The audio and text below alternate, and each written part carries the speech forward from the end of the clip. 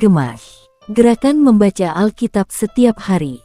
Shalom, firman Tuhan hari ini, kita baca dari Kejadian 16 ayat 2. So Sarai said to Abram, "See now, the Lord has restrained me from bearing children.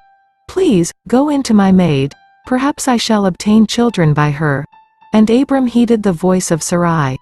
Seperti Abram dan Sarai, ketika kita mengalami pasang surut kehidupan ini, kita harus terus berpikir positif, tetap setia kepadanya, dan yakin bahwa Tuhan Yesus punya rencana indah bagi kita walaupun keadaan kita sedang sulit.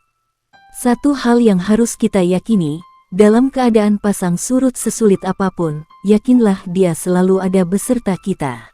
Tuhan Yesus memberkati.